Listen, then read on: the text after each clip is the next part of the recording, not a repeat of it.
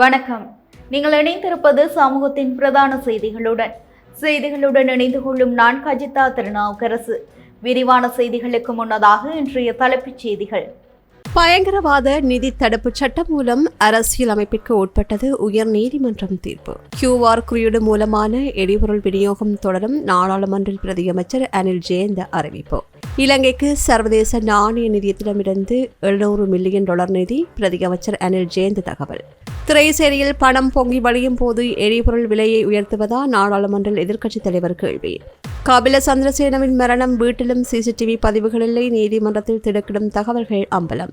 கெக்ராவ வீட்டில் மர்ம வெடிப்பு சம்பவம், ஒருவர் படுகாயம், பொருட்களுக்கு பலத்த சேதம். யாழ் போலீஸ் நிலையத்தில் விசாரணைக்கு சென்ற நபர் மயங்கி விழுந்து உயிரிழப்பு. அம்பாறையில் பரபரப்பு, போலீஸ் பிடியில் இருந்து தப்பிய சந்தேக நபர் சுட்டுப்பிடிப்பு, தீவிர விசாரணை. நீர் கட்டணத்தில் மாற்றமில்லை, 2026 முதல் 6 மாதங்களுக்கும் தற்போதைய விலையே தொடரும் என்று அமைச்சரவை அறிவிப்பு. இந்திய சீனி ஏற்றுமதி தடையால் இலங்கைக்கு மாற்று ஏற்பாடு, பிரேசில் தாய்லாந்திலிருந்து இறக்குமதி செய்ய நடவடிக்கை. அவை எமது தலைப்புச் செய்திகள். இனி தொடர்பான விரிவான செய்திகள். Fourth Monkey Connect AI works for you. உலகம் முழுவதும் தமிழர்களுக்கான AI WhatsApp business connect. Business தேடுறீங்களா? வாட்ஸ்அப் போதும். எந்த நாட்டிலிருந்தும் பதிவு செய்ய தயாரா இருங்க. Coming soon. பயங்கரவாதத்திற்கு நிதி அளிப்பதை தடுக்கும் உடன்படிக்கை சட்டமூலமானது நாட்டின் அரசியலமைப்புக்கு முழுமையாக இணங்கும் வகையில் அமைந்துள்ளதாக உயர்நீதிமன்றம் தீர்ப்பளித்துள்ளது. இந்த தீர்ப்பை சபாநாயகர் கலாநிதி ஜகத் விக்ரமரட்ன இன்று காலை பாராளுமன்றத்தில் உத்தியோகமாக அறிவித்தார். அரசியலமைப்பின் 121 கீழ் 1 பிரிவின் கீழ் இந்த சட்டமூலத்திற்கு எதிராக தாக்கல் செய்யப்பட்ட சவாலான மனுவை பரிசீலித்த பின்னரே உயர்நீதிமன்றம் இந்த தீர்மானத்தை அறிவித்துள்ளதாக சபாநாயகர் குறிப்பிட்டார். இந்த சட்டமூலம் ஒட்டுமொத்தமாகவும் அதிலுள்ள ஒவ்வொரு தனிப்பட்ட விதிகளின் அடிப்படையிலும் அரசியலமைப்பின் எந்தவொரு பிரிவுக்கு முரணாக அமையவில்லை என்று நீதிமன்றம் திட்டவட்டமாக முடிவு செய்துள்ளதாக சபாநாயகர் மேலும் பாராளுமன்றத்திற்கு தெரிவித்தார். சூப்பர் ஸ்டோரின் கல்யாணி அன்னபூரணி பிராண்டில் அன்றாட வாழ்க்கையின் அனைத்து பொருட்களையும் ஒரே இடத்தில் பெற்றுக்கொள்ள நாட்டில் எரிபொருள் விநியோகத்திற்காக அறிமுகப்படுத்தப்பட்டுள்ள QR குறியீடு முறைமை தொடர்ந்து நடைமுறைப்படுத்தும் என நிதி மற்றும் திட்டமிடல் பிரதி அமைச்சர் அனில் ஜெயந்த பெர்னாண்டோ இன்று நாடாளுமன்றத்தில் தெரிவித்துள்ளார். நாடாளுமன்றில் இன்று எதிர்க்கட்சித் தலைவர் சஜித் பிரேமதாச எழுப்பிய கேள்வியொன்றுக்கு பதிலளிக்கின்ற போது பிரதியமைச்சர் இதனை தெளிவுபடுத்தினார்.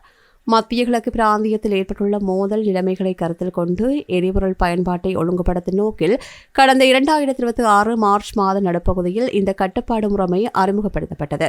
இதுகுறித்து மேலும் கருத்து தெரிவித்த பிரதியமைச்சர், நாட்டின் எரிபொருள் நுகர்வை இயன்றவரையில் மேலாண்மை செய்யவும் அதனை கட்டுப்படுத்தவுமே இந்த முடிவு எடுக்கப்பட்டுள்ளதாக சுட்டிக்காட்டினார். இதன் காரணமாகவே QR குறியீட்டு முறைமை மேலும் தொடரப்பட உள்ளதாகவும் அவர் மேலும் உறுதியளித்தார்.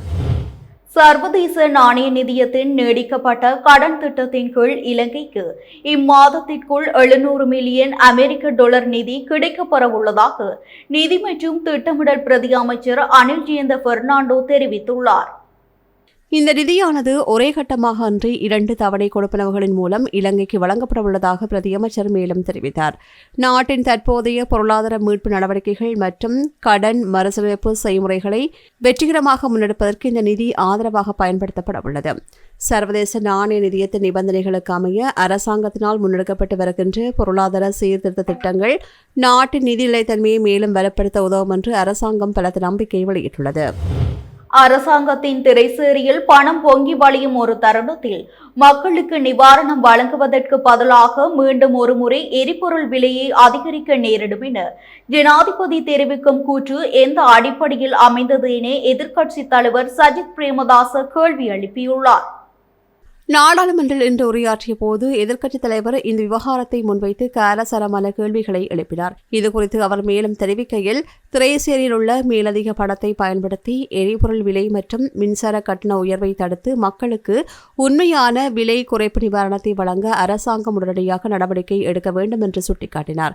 மேலும் 12 லட்சம் ரூபாய் விட்ஸ்ரக மோட்டார் வாகனங்களை வழங்குவதாக அரசாங்க தரப்பில் தேர்தல் காலங்களில் கூறப்பட்ட போதிலும் இந்த நாட்டு சாதாரண மக்கள் வாகனம் ஒன்றை சொந்தமாக்கிக் கொள்ளும் கனவு எப்போது நனவாகும் என்று எதிர்க்கட்சித் தலைவர் சஜித் பிரேமதாச நாடாளுமன்றில் மேலும் கேள்வி எழுப்பினார்.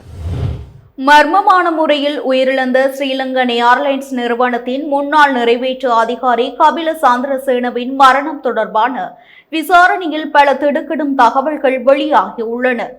அவர் வசித்து வந்த வீட்டிலும் மரணம் சம்பவித்த வீட்டிலும் இந்த சிசிடிவி கேமராக்களில் காட்சிகள் எதுவும் பதிவாகவில்லை என்பது கொழும்பு குற்றத்தடுப்பு பிரிவினரின் விசாரணைகளில் தெரியவந்துள்ளது.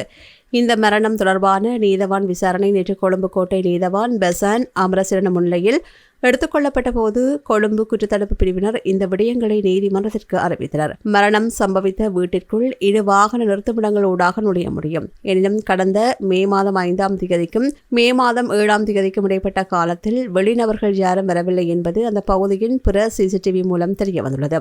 ஆனால் உயிரிழந்தவரின் வீட்டிலிருந்த சிசிடிவி உபகரணங்களை சோதித்த போது அதில் காட்சிகள் எதுவும் பதிவாகவில்லை என்பது கண்டறியப்பட்டுள்ளது. இதுகுறித்து கேமராக்களை பொருத்திய நிறுவன பொறியாளரிடம் விசாரணைகள் நடத்தப்படவுள்ளது. சிசிடிவி கட்டமைப்பின் டிவிஆர் இயந்திரங்களை போலீஸ் பொறுப்பில் எடுத்து ரசாயன பகுப்பாய்வாளரிடம் சமர்ப்பிக்க அனுமதி கோரப்பட்டுள்ளது. அத்துடன் மரணம் சம்பவித்த இடத்தில் கண்டெடுக்கப்பட்ட அடையாளம் தெரியாத 2 வகையான மருந்து மாத்திரைகளும் பகுப்பாய்வுக்கு அனுப்பப்படவுள்ளன. உயிரிழந்தவருக்கும் வீட்டின் பணியாளர்களுக்கும் இடையே பரிமாறப்பட்ட தொலைபேசி அழைப்பு அறிக்கைகளை பெற மீண்டும் நீதிமன்ற உத்தரவை நாட போலீசார் தீர்மானித்துள்ளனர். விசாரணையின் போது நீதவான் மரணமடைந்தவருக்கு பிணை நின்ற 2 பற்றி தகவல் தெரியவந்தும் ஏன் சாட்சியம் அளிக்க அழைக்கவில்லை என்று கேள்வி எழுப்பினார். அதற்கு பதிலளித்த போலீசார் அவர்கள் 2 தற்போது விளக்கமறியலில் உள்ளதால் வாக்குமூலம் பெற முடியவில்லை என்றனர். இதற்கு பதிலளித்த நீதவான் விளக்கமறியல் இருந்தால் வாக்குமூலம் பெறுவது இன்னும் இலகுவானதே. என்னிடம் உத்தரவை பெற்று அதனை மிக எளிதாக செய்திருக்கலாம். மூலம் பெறாமல் எவ்வாறு விசாரணை நடத்துவீர்கள் என்று போலீசாரை கடிந்து கொண்டார். இன்றைய தினம் சாட்சியம் அளிப்பதற்காக நீதிமன்றத்திற்கு அழைக்கப்பட்டிருந்த பல சாட்சிகளில் அவசியமற்றவர்களை விடுவிக்க உத்தரவிட்ட நீதவான் இந்த மரணம் தொடர்பான சாட்சி விசாரணைகளை மற்றொரு தினத்திற்கு ஒத்திவைத்தார். கெக்கிராவ பகுதியில் உள்ள வாடி வீடு ஒன்றின் சமையல் அறைக்குள் இன்று காலை திடீரென மர்மமான முறையில் வெடிப்புச் சம்பவம் ஒன்று இடம்பெற்றுள்ளது. இந்த வெடிப்பு சம்பவத்தின் போது சமையல் அறையில் இருந்த நபர் ஒருவர் பலத்த காயங்களுக்கு உள்ளாகியுள்ளார். அவர் உடனடியாக மீட்கப்பட்டு சிகிச்சைக்காக தம்புள்ளை ஆதார வைத்தியசாலையில் அனுமதிக்கப்பட்டுள்ளதாக தெரிவிக்கப்படுகின்றது. இந்த வெடிப்பின் அதிர்வு காரணமாக வீட்டின் கூரை மற்றும் அங்கிருந்த வீட்டு உபயோகப் பொருட்களுக்கு பலத்த சேதங்கள் ஏற்பட்டுள்ளன. இருப்பினும் இந்த வெடிப்பு சம்பவம் எதனால் ஏற்பட்டது என்பதற்கான துல்லியமான காரணம் இதுவரையில் கண்டறியப்படவில்லை. இந்த சம்பவம் தொடர்பில் கெக்கிராவ போலீசார் மேலதிக விசாரணைகளை ஆரம்பித்துள்ளதாக தெரிவிக்கப்படுகின்றது. யாழ்ப்பாணம் போலீஸ் நிலையத்திற்கு விசாரணை ஒன்றிற்காக சென்ற குடும்பஸ்தர் ஒருவர் அங்கேயே மயங்கி விழுந்து உயிரிழந்த சம்பவம் அப்பகுதியில் பெரும் அதிர்ச்சியை ஏற்படுத்தியுள்ளது. நாவாந்துறை யாழ்ப்பாணம் பகுதியைச் சேர்ந்த 41 வயதுடைய பங்கிராசா சுரேஷ்குமார் என்பவர் இவ்வாறு துரதிருஷ்டவசமாக உயிரிழந்துள்ளார். இந்த சம்பவம் குறித்து மேலும் தெரிய வருகையில் உயிரிழந்த நபருக்கும் அவரது அயல் வீட்டாருக்கும் இடையே நீண்ட நாட்களாக ஒழுங்கை தொடர்பான பிரச்சினை ஒன்று காணப்பட்டுள்ளது. இதுகுறித்து அவர் யாழ்ப்பாணம் போலீஸ் நிலையத்தில் முறைப்பாடு செய்திருந்தார். இந்த முறைப்பாடு தொடர்பான விசாரணைக்காக இருதரப்பினரையும் போலீசார் நேற்று போலீஸ் நிலையத்திற்கு அழைத்து பேசியுள்ளனர். இதன்போது இருதரப்பினரும் சமாதானமாக போவதற்கு சம்மதம் தெரிவித்துள்ளனர். இந்த இணக்கப்பாட்டின் பின்னர் அங்கிருந்த நாற்காலியில் அமர்ந்திருந்த போது சுரேஷ்குமார் திடீரென்று மயங்கி விழுந்துள்ளார். உடனடியாக அவர் மீட்கப்பட்ட யாழ்ப்பாணம் பொதுநல வைத்தியசாலை கொண்டு செல்லப்பட்ட போதிலும் அவர் ஏற்கனவே உயிரிழந்து விட்டதாக வைத்தியர்கள் உறுதிப்படுத்தியுள்ளனர். இதனைத் தொடர்ந்து சடலம் மீதான மரண விசாரணைகளை திடீர் மரண விசாரணை அதிகாரி நமசிவாயம் பிரேம்குமார் மேற்கொண்டார். உயிரிழப்புக்கான துல்லியமான காரணத்தை கண்டறிய சடலம் மீதான உடற்கூட்டு பரிசோதனைகள் மேற்கொள்ளப்பட உள்ளன. சம்பவம் குறித்து யாழ்ப்பாணம் போலீசார் மேலதிக விசாரணைகளை முன்னெடுத்து வருகின்றனர். அம்பாறை பொது வைத்தியசாலையில் போலீசாரின் பிடியில் இருந்து தப்பி ஓடிய சந்தேக நபர் ஒருவர் போலீசாரால் சுடப்பட்டு கைது செய்யப்பட்டுள்ளார். இச்சம்பவம் தொடர்பில் அம்பாறை தலைமையக போலீசார் தற்போது மேலதிக விசாரணைகளை ஆரம்பித்துள்ளனர். இந்த சம்பவம் குறித்து மேலும் தெரிய வருவதாவது, அம்பாறை புறநகர் பகுதியான ஹொட்டவேகெர கிராமத்தில் சட்டவிரோத மதுபான விற்பனையில் ஈடுபட்டிருந்த நபர் ஒருவரை கடந்த ஞாயிற்றுக்கிழமை இரவு அம்பாறை முகாம் விசேட அதிரடிப்படை அதிகாரிகள் கைது செய்தனர். பின்னர் அவர் நீதிமன்ற நடவடிக்கைகளுக்காக அம்பாறை தலைமையக போலீசாரிடம் ஒப்படைக்கப்பட்டார். கைதான சந்தேக நபரை மருத்துவ பரிசோதனைக்காக நேற்று அதிகாலை அம்பாறை பொது வைத்தியசாலைக்கு போலீசார் அழைத்துச் சென்றனர். இதன்போது அவர் திடீரென்று போலீசாரின் பிடியிலிருந்து தப்பியோடியுள்ளார். தப்பியோடிய சந்தேக நபரை போலீசார் கடும் பிரயத்தனத்துடன் பின்தொடர்ந்தார்கள்.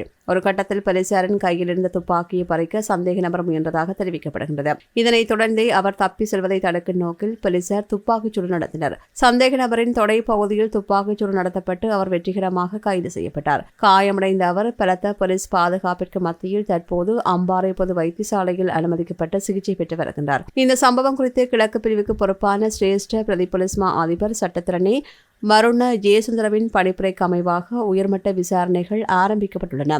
அம்பாறை மாவட்ட பிரதி போலீஸ் மா அதிபர் சுஜித் வேதமுல்லவின் உத்தரவின் கீழ் மாவட்ட சிரேஷ்ட போலீஸ் அத்தியகர் பிரியந்த பண்டார கஸ்தூரி ஆராய்ச்சி மற்றும் உதவி போலீஸ் அத்தியகர் சம்பத் விக்ரட்னா ஆகியோரின் மேற்பார்வையில் அம்பாறை தலைமையக போலீஸ் நிலைய பொறுப்பதிகாரி தலைமையில் மேலதிக விசாரணைகள் தீவிரமாக முன்னெடுக்கப்பட்டு வருகின்றன. வடமராட்சி கிழக்கு குடத்தனை கரையூர் அமித்தக பாடசாலையின் அதிபர் இடமாற்ற விவகாரம் தொடர்பாக இன்று காலை பெற்றோர்கள் மற்றும் கிராம மக்களிடையே இருவேறு கருத்துக்கள் முரண்பட்டுள்ள நிலையில் பதற்றமான சூழல் உருவாகியுள்ளது. குறித்த பாடசாலையில் கடமை நிறைவேற்று அதிபராக பணியாற்றி வந்தவர் சில நாட்களுக்கு முன்னர் கல்வி திணைக்களத்தினால் தற்காலிகமாக இடமாற்றம் செய்யப்பட்டிருந்தார். இந்நிலையில் இடமாற்றம் செய்யப்பட்ட அதிபரை மீண்டும் அதே பாடசாலைக்கு நியமிக்க கோரி இன்று காலை 7:45 அளவில் பெற்றோர்கள், பழைய மாணவர்கள் மற்றும் நலன் விரும்பிகள் என்று 75க்கும் மேற்பட்டோர் பாடசாலைக்கு முன்பாக போராட்டத்தில் ஈடுபட்டனர். அதிபரை மாற்றாதே தற்காலிக இடமாற்றத்திற்கு காரணம் என்ன, அதிகாரிகளை பதில் சொல் போன்ற கோஷங்களை எழுப்பிய போராட்டக்காரர்கள் இறுதியில் கல்வி பணிப்பாளருக்கு அனுப்ப வேண்டிய மகஜர் ஒன்றை பதில் அதிபரிடம் கையளித்தனர். இதேவேளை இந்த இடமாற்றத்தை வரவேற்றுள்ள மற்றொரு தரப்பு பெற்றோர்களும் பழைய மாணவர்களும் இதுகுறித்து ஊடகங்களுக்கு விவரம் தெரிவித்துள்ளனர். குறித்த அதிபரின் செயல்பாடுகள் மீது தமக்கு அதிருப்தி இருந்ததாகவும் அவரை மாற்றுமாறு பல வருடங்களாக கல்வி அதிகாரிகளிடம் கோரிக்கை விடுத்து வந்ததாகவும் அவர்கள் குறிப்பிட்டனர். இந்த கோரிக்கைகளின் அடிப்படையிலேயே கல்வி திணைக்களம் இந்த இடமாற்றத்தை வழங்கியுள்ளது என்று அவர்கள் சுட்டிக்காட்டினர். இலங்கையின் மனை விற்பனை மற்றும் நிர்மாணத் துறையில் முதன்மை நிறுவனமான ப்ளூ ஓஷனை நாடுங்கள். நாட்டின் தற்போதைய நீர் கட்டணத்தை 2026ஆம் ஆண்டின் முதல் 6 மாத காலப்பகுதிக்குள் எவ்வித திருத்தங்களுமின்றி அவ்வாறே பேணிச் செல்வதற்கு அமைச்சரவை உத்தியோகபூர்வமாக அங்கீகாரம் வழங்கியுள்ளது. வீடமைப்பு, நிர்மாணத்துறை மற்றும் நீர் வளங்கள் அமைச்சரினால் சமர்ப்பிக்கப்பட்ட இதற்கான விசேட முன்மொழிவுக்கு இந்த அங்கீகாரம் கிடைத்துள்ளது. கடந்த 2024ஆம் ஆண்டு ஜூலை மாதம் 15ஆம் தேதியன்று நடைபெற்ற அமைச்சரவை கூட்டத்தில் அங்கீகரிக்கப்பட்ட நீர் கட்டண சூத்திரத்திற்கு அமைய பிரதான செலவு காரணிகள் ஏற்படுகின்ற மாற்றங்களை கருத்தில் கொண்டு நீர் விற்பனைக்கான அலகு செலவு அரையாண்டுக்கு ஒருமுறை மீளாய்வு செய்யப்பட வேண்டும். இதன்படி 2025ஆம் ஆண்டுக்காக தேசிய நீர் வளங்கள் மற்றும் வடிகால் அமைப்பு சபையின் நிதி அறிக்கைக்கு அமைய மேற்கொள்ளப்பட்ட நிதி பகுப்பாய்வின்படி தற்போதைய நீர் கட்டணத்தின் மூலமே சபையின் முழுமையான செயல்பாட்டு செலவுகளை ஈடு செய்ய முடியும் என்பது உறுதி செய்யப்பட்டுள்ளது. இதன் காரணமாக பொதுமக்களுக்கு மேலதிக சுமையை ஏற்படுத்தாத வகையில் 2026ஆம் ஆண்டின் முதல் 6 மாதங்களுக்குள் நீர் விற்பனைக்கான அலகு செலவை அதிகரிக்காமல் அதே மட்டத்தில் பேணி செல்வதற்கு தேசிய நீர் வளங்கள் மற்றும் வடிகால் அமைப்பு சபையின் பணிப்பாளர் சபை தீர்மானித்துள்ளது. இந்த தீர்மானத்திற்கு அமைய தற்போதைய நீர் கட்டணத்தை எந்தவிதமான மாற்றமின்றி தொடர்ந்தும் நடைமுறைப்படுத்துவதற்காக வீடமைப்பு, நிர்மாணத்துறை மற்றும் நீர்வளங்கள் அமைச்சரினால் சமர்ப்பிக்கப்பட்ட முன்மொழிவுக்கு அமைச்சரவை தமது முழுமையான உடன்பாட்டை வழங்கியுள்ளது. இந்தியா சீனி ஏற்றுமதியை தற்காலிகமாக நிறுத்துவதற்கு எடுத்துள்ள தீர்மானம் காரணமாக பிரேசில் உள்ளிட்ட மாற்று நாடுகளிலிருந்து சீனியை இறக்குமதி செய்வதற்கு தேவையான நடவடிக்கைகள் எடுக்கப்பட்டு வருவதாக அத்தியாவசிய உணவுப் பொருட்கள் இறக்குமதியாளர்கள் சங்கம் தெரிவித்துள்ளது. உலக சந்தையில் ஏற்பட்டுள்ள மாற்றங்கள் மற்றும் இலங்கையின் தற்போதைய சந்தை நிலவரம் குறித்து அந்த சங்கத்தின் ஊடக பேச்சாளர் மேலும் தெரிவிக்கையில், கடந்த மே 15ஆம் தேதி முதல் அமலுக்கு வரும் வகையில் சீனி ஏற்றுமதியை தற்காலிகமாக நிறுத்துவதற்கு இந்தியா நடவடிக்கை எடுத்துள்ளது. இந்த ஏற்றுமதி தடையானது எதிர்வரும் செப்டம்பர் மாதம் 30ஆம் தேதி வரையில் நீடிக்கும் என்று தெரிவிக்கப்பட்டுள்ளது. இலங்கைக்கு அதிக அளவில் சீனி இந்தியாவிலிருந்து இறக்குமதி செய்யப்பட்டு வந்தது. தற்போதைய தடையின் காரணமாக பிரேசில், தாய்லாந்து மற்றும் ஐரோப்பிய நாடுகளிலிருந்து சீனியை இறக்குமதி செய்வது குறித்து தற்போது தீவிர கவனம் செலுத்தப்பட்டுள்ளது. புதிய நாடுகளிலிருந்து சீனி இருப்புகளை விரைவாக இறக்குமதி செய்ய திட்டமிடப்பட்டுள்ளதாலும் தற்போது நாட்டிற்குள் போதுமான அளவு சீனி கையிருப்பு உள்ளதாலும் சந்தையில் சீனிக்கு எந்தவிதமான தட்டுப்பாடும் ஏற்படாது என்று அந்த சங்கம் பொதுமக்களுக்கு உறுதியளித்துள்ளது. தற்போது உள்நாட்டு சந்தையில் சீனி விலையில் சற்று அதிகரிப்பு ஏற்பட்டுள்ளமைக்கு இந்திய சீனி ஏற்றுமதி தடை காரணம் அல்ல என்று அத்தியாவசிய உணவுப் பொருட்கள் இறக்குமதியாளர்கள் சங்கம் தெளிவுபடுத்தியுள்ளது. ரூபாவிற்கு நிகரான அமெரிக்க டாலரின் மதிப்பு உயர்வடைந்ததன் காரணமாகவே இந்த விலை அதிகரிப்பு ஏற்பட்டுள்ளதாக அந்த சங்கம் மேலும் சுட்டிக்காட்டியுள்ளது. தற்போது நிலவி வரும் மழையுடனான காலநிலை காரணமாக ஏற்பட்டுள்ள சிறிய அளவிலான வெள்ளப்பெருக்குகளுக்கு பின்னர் நீர் மூலம் பரவக்கூடிய பல்வேறு நோய்கள் அதிகரிக்கும் அபாயம் காணப்படுவதாக சுகாதார நிபுணர்கள் எச்சரித்துள்ளனர். அடுத்த 2 வாரங்கள் மிகவும் அவதானமிக்க கால பகுதியாகும் என்று சுட்டிக்காட்டியுள்ள சிரேஷ்ட ஆலோசகர் மருத்துவ நிபுணர் மருத்துவர் ஆனந்த விஜய் விக்ரம, டெங்கு காய்ச்சல், எலிக்காய்ச்சல், மஞ்சள் காமாலை, வயிற்றுப்போக்கு ஆகிய நோய்கள் பரவுவதற்கான சாத்தியக்கூறுகள் அதிகமாக உள்ளதாக தெரிவித்தார். வெள்ள நீர் மற்றும் மாசடைந்த குடிநீர் மூலமே இந்த நோய் கிருமிகள் வேகமாக பரவக்கூடும் என்பதால் பொதுமக்கள் பின்வரும் பாதுகாப்பு நடைமுறைகளை பின்பற்றுமாறு கேட்டுக் கொள்ளப்படுகின்றார்கள். குடிப்பதற்கு மற்றும் சமையலுக்கு தேவையான கொதிக்க வைத்து ஆற வைக்கப்பட்ட அல்லது முறையாக சுத்திகரிக்கப்பட்ட நீரை மட்டுமே பயன்படுத்த வேண்டும். தேங்கி நிற்கும் வெள்ள நீர் மற்றும் சேற்று நீரில் நடப்பதையோ அல்லது விளையாடுவதையோ முற்றிலும் தவிர்க்க வேண்டும். வெள்ளம் வடிந்தோடும் இந்த காலப்பகுதியில் பொதுமக்கள் தங்களது தனிப்பட்ட சுகாதார நடைமுறைகளில் அதிக விழிப்புணர்வுடன் இருக்குமாறு சுகாதார அமைச்சு அறிவுறுத்தியுள்ளது. இத்துடன் நமது பிரதான செய்திகள் நிறைவடைகின்றன. தொடர்ந்தும் சமூகத்துடன் இணைந்திருங்கள். வணக்கம். எமது RIP பேச்சுக்கு கிடைத்த மரண அறிவித்தல்கள். யாழ்ப்பாணம் நெடுந்தீவை புறப்படமாகவும் கிளிநொச்சியை வதிவிடமாகவும் கொண்டிருந்த திரு பூராசா இளையதம்பி அவர்கள் 18/5/2026 திங்கட்கிழமை அன்று காலமானார். பதுளையை புறப்படமாகவும் வவுனியா தவசைகுளம் பாலவிநாயகர் வீதி 4ஆம் ஒழுங்கையை பதிவிடமாகவும் கொண்டிருந்த திரு கோவிந்தசாமி பத்மநாதன் அவர்கள் 12/5/2026 செவ்வாய்க்கிழமை அன்று காலமானார். யாழ்ப்பாணம் நாரந்தனை வடக்கு ஊர்காவற்துறையை புறப்படமாகவும் கொழும்பை வதிவிடமாகவும் பின்னர் பிரித்தானியா லண்டனை வாழ்விடமாகவும் கொண்டிருந்த திருமதி புனிதமதி சிவகாந்தா அவர்கள் 13/5/2026 புதன்கிழமை அன்று காலமானார். மாஹோவை புறப்படமாகவும் திருகோணமலையை வதிவிடமாகவும் கொண்டிருந்த திருமதி கலைச்செல்வி பாலசுரேஷ் அவர்கள் 17/5/2026 திங்கட்கிழமை அன்று காலமானார். மேலே அறிவிக்கப்பட்ட அனைத்து மரண அறிவித்தல் இறுதிக்கிரியை பற்றிய தகவல்களை அறிந்து கொள்ள ரிப் பேஜை பார்வையிடுங்கள். இதற்கான லிங்க் கீழிருக்கும் டிஸ்கிரிப்ஷனில் பார்வையிடலாம். இது போன்ற செய்திகளை தெரிந்து கொள்ள சமூகம் நியூஸ் சேனலை சப்ஸ்கிரைப் செய்து அருகில் உள்ள பெல் பட்டனை கிளிக் செய்யுங்கள். மேலும் இது போன்ற செய்திகளை உடனுக்குடன் தெரிந்து கொள்ள சமூகமீடியா.com என்ற இணையதளத்தின் வாயிலாகவும் எங்களுடன் இணைந்திருங்கள்.